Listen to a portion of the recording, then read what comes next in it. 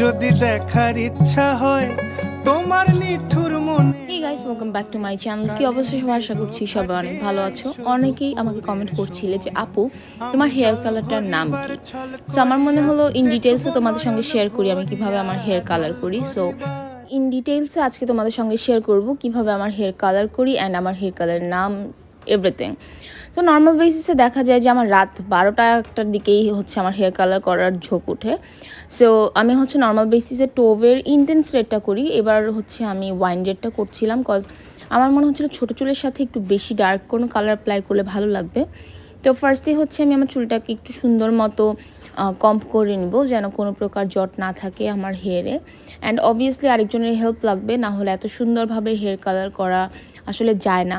তোমার আশেপাশে যেই থাকুক না কেন তাদের দিয়ে তুমি করাতে পারো। নর্মাল বেসিসে আমার বড় আপু বাসা থাকলে ওর দেখা যায় আমার কাজিন থাকে, ওরা আমাকে হেয়ার কালার করতে হেল্প করে। তো আমি সুন্দর মতো একটু সেকশন করে দিচ্ছিলাম বড় আপুকে, অ্যান্ড ওই সেকশন ওয়াইজ ও সুন্দর মতো আমাকে জাস্ট অ্যাপ্লাই করে দিচ্ছিল।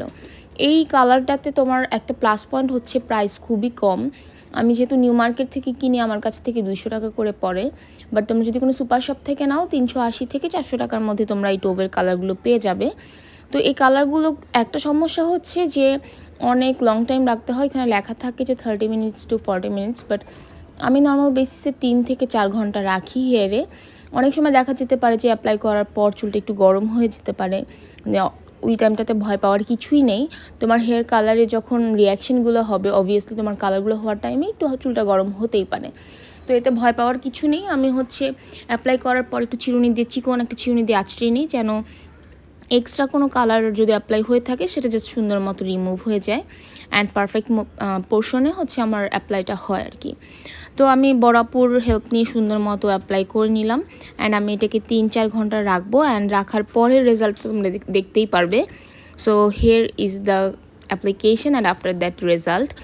দেখো আমি জাস্ট 4 ঘন্টা রেখেছিলাম আমার হেয়ারে অ্যান্ড কত সুন্দর একটা কালার এসছে। তোমরা ওইভাবে অ্যাপ্লাই করতে পারো বাসায় বসে, খুবই অল্প খরচের মধ্যে হেয়ার কালার করতে পারো নিজেদের পছন্দ মতো। তো এই তো that's it for today. Hope you guys like this video. If you did, don't forget to like, comment, share and subscribe to my channel and hit the bell icon as well. আবার চলে আসবো নতুন কোনো video নিয়ে। সেই পর্যন্ত সবাই ভালো থাকো, সুস্থ থাকো। আল্লাহ হাফেজ।